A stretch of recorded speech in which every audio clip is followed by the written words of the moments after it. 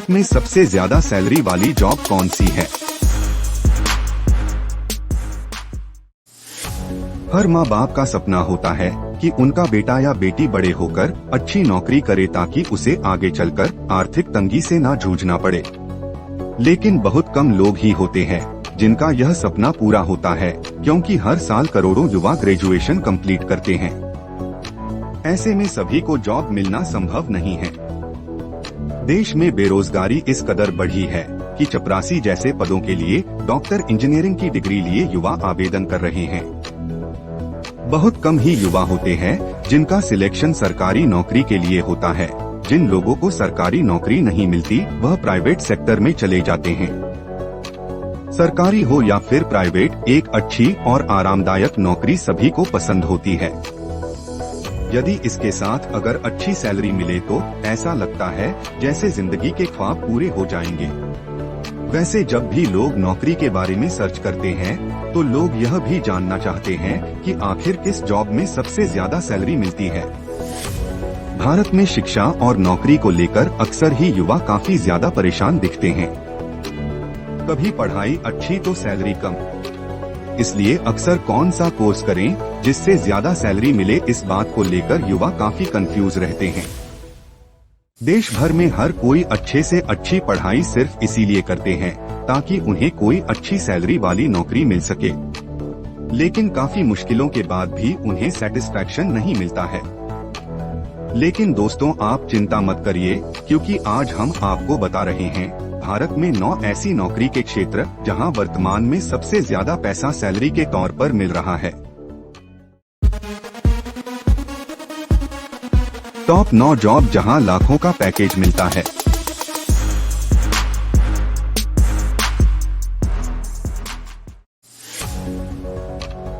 Number 1, modelling और अभिनय, modelling and acting. Modelling और अभिनय आज के युवाओं का पसंदीदा कार्य है। इस क्षेत्र में कार्य करने वाले लोगों को पैसा और दाम दोनों मिलता है। एक रिपोर्ट के मुताबिक नए एक्टर को टीवी सीरियल में काम करने के लिए प्रति एपिसोड 2 से 10,000 रुपए दिए जाते हैं। अनुभव बढ़ने पर एक्टर को 10,000 से 2 लाख प्रति एपिसोड की फीस मिलती है। वहीं फिल्म लाइन की बात करें तो यहाँ शुरुआती पैकेज 5 लाख से 50 लाख होता है। यदि आपका काम लोगों को पसंद आता है तो इस क्षेत्र में पैसे कमाने की कोई सीमा नहीं है।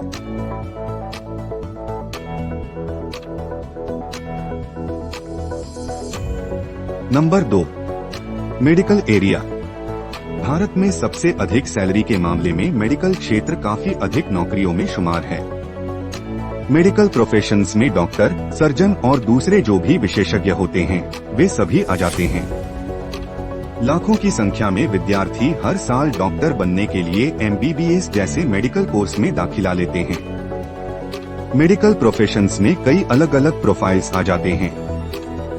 सैलरी की बात करें तो एक जनरल फिजिशियन की किसी हॉस्पिटल में एवरेज सैलरी 6 से 6.5 लाख रुपए प्रति वर्ष तक हो सकती है। वहीं यदि कोई स्पेशलिस्ट हो तो उनकी सैलरी जनरल प्रैक्टिशनर से ज्यादा रहती है। यह औसतन 7 से 8 लाख रुपए वार्षिक तक हो सकती है। वहीं अच्छे और अनुभवी सर्जन्स की सैलरी 1 से 2 लाख रुपए प्रति महीने की भी हो सकती है। Number 3, civil services. Civil services का नाम भारत के सबसे प्रतिष्ठित सरकारी नौकरियों में आता है। सिविल सर्विसेज के अंतर्गत मुख्य तौर पर IAS, IPS, IFS आदि अधिकारियों का नाम आता है। हालांकि इसके अलावा भी 24 अन्य सर्विसेज इसमें शामिल होती है। सैलरी की बात करें तो प्रशासनिक सेवा में अधिकारियों की सैलरी औसतन 55 से 60,000 रुपए मासिक से शुरू होती है और आगे बढ़कर यह कुल मिलाकर 2 से 2.5 लाख रुपए प्रति महीने तक भी जा सकती है। और क्योंकि सिविल सर्विसेज सबसे उच्च स्तर की सरकारी नौकरियां होती है, इसलिए सैलरी के अलावा इन ऑफिसरों को सरकार से और भी अन्य कई सुविधाएं मिलती हैं, जैसे house rent allowance, dearness allowance, travel allowance आदि समेत और भी अन्य कई।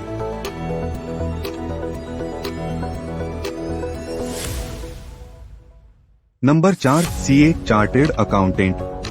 कॉमर्स की पढ़ाई करने वाले ज्यादातर विद्यार्थियों का लक्ष्य इस फील्ड में एक चार्टर्ड अकाउंटेंट बनने का ही होता है। इस क्षेत्र में चार्टर्ड अकाउंटेंट सबसे ज्यादा सैलरी पाने वाली जॉब होती है। चार्टर्ड अकाउंटेंट एक अकाउंटिंग प्रोफेशन होता है जो किसी कंपनी या ऑर्गेनाइजेशन के लिए उसके बिजनेस से संबंधित tax return, auditing, record maintain करने और फाइनेंशियल रिपोर्ट आदि बनाने का काम करता है। अच्छी कंपनी मिल जाने पर चार्टर्ड अकाउंटेंट को अच्छा खासा सैलरी ऑफर किया जाता है।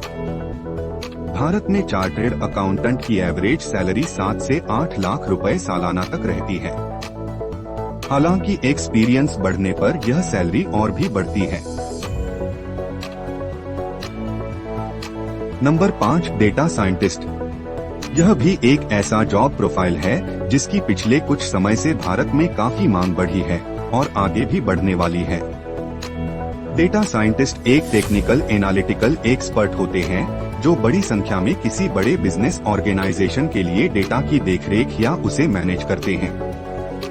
डेटा साइंटिस्ट को साइंटिस्ट, मैथमेटिशियन, कंप्यूटर प्रोफेशनल्स और स्टैटिस्टिशियन का काम करना होता है। एंट्री लेवल पर डाटा साइंटिस्ट की औसतन सैलरी इंडिया में 6 से 7 लाख रुपए प्रति वर्ष की रहती है। Number 6, defence services. Defence services में आर्मी, नेवी और एयरफोर्स तीनों आ जाते हैं। सबसे पहले तो ये पद बहुत ही सम्मानजनक होते हैं। डिफेंस फील्ड में अच्छे पदों पर नियुक्त ऑफिसर्स को एवरेज 50,000 से लेकर 1 लाख रुपए प्रति महीने तक की सैलरी मिलती है। और यह भी सरकारी नौकरियां हैं, इसीलिए मुख्य सैलरी के अलावा सरकार की ओर से इन्हें अन्य और कई सुविधाएं भी प्रदान किए जाते हैं, जिसमें house rent allowance, travel allowance आदि समेत और भी बहुत सी सुविधाएं आ जाती हैं। डिफेंस फील्ड में मेजर, कर्नल आदि पदों पर बहुत अच्छी सैलरी दी जाती है। Number 7, university professor. Teaching profession में जाने की इच्छा रखने वाले विद्यार्थियों के लिए सबसे अच्छी सैलरी वाली जॉब में यूनिवर्सिटी प्रोफेसर का नाम आता है। इसमें भी गवर्नमेंट कॉलेजेस में प्रोफेसर की जॉब सबसे अच्छी मानी जाती है। सैलरी की कहें तो एक प्रोफेसर की सैलरी कुछ चीजों पर निर्भर करती है, जैसे अगर आप नीट या IIT के प्रोफेसर हैं तो आपकी सैलरी ज्यादा होगी। ऑन एवरेज कॉलेज में पढ़ाने पर आपकी सैलरी 40,000 से 1,60,000 रुपए प्रति महीने तक हो सकती है। इसके अलावा सरकारी नौकरी में एक प्रोफेसर को मेडिकल और हाउस भत्ते भी मिलते हैं। Number 8, banking. यह जॉब बहुत ही सम्मानित होती है और जब भी बैंकिंग की बात करते हैं तो आपको RBI गवर्नर, प्रोबेशनरी ऑफिसर, इन सबके नाम दिमाग में आते हैं। यह नौकरी तो सब ही पाना चाहते होंगे। इस सेक्टर में प्रमोशन बहुत जल्दी मिल जाता है। PO क्लियर करने के बाद आप 30,000 से 1.5 लाख रुपए प्रति माह तक सैलरी पा सकते हैं और अगर आप किसी अच्छी पोस्ट पर हैं, तो आपको हर 2 साल में घूमने के लिए 1 लाख रुपए भी दिए जाएंगे और वार्षिक शुल्क लगभग 18 लाख तक होती है। Number 9, machine learning professionals. Machine learning professionals को आज के टाइम में बड़ी रकम दी जा रही है। फ्रेशर्स को इस फील्ड में लगभग 6 से 7 लाख प्रति वर्ष मिल रहा है। वही अनुभवी कर्मचारियों के लिए यह करीब 2 करोड़ तक पहुंच सकता है। मशीन लर्निंग की यूनिकनेस के कारण ही ये भारत में सबसे अधिक भुगतान वाली नौकरियों में ये शामिल है। चूंकि यह एक बहुत ही आत्मनिर्भर क्षेत्र है, इस क्षेत्र में रुचि रखने वाले लोगों के लिए उच्च स्तर की शैक्षिक योग्यता होना आवश्यक है। कंप्यूटर साइंस में बेसिक बैचलर ऑफ इंजीनियरिंग या बैचलर ऑफ टेक्नोलॉजी, सांख्यिकीय कंप्यूटर भाषाओं के मजबूत ज्ञान के अलावा आपका इस क्षेत्र में एक मजबूत शुरुआत देना आवश्यक है। आज के इस वीडियो में बस इतना ही दोस्तों। उम्मीद है आपको यह वीडियो पसंद आया होगा।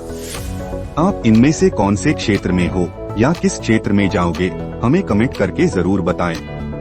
सब्सक्राइब करें दिमाग आउट को, शेयर करें अपने दोस्तों के साथ और बेल आइकन दबाना ना भूलें।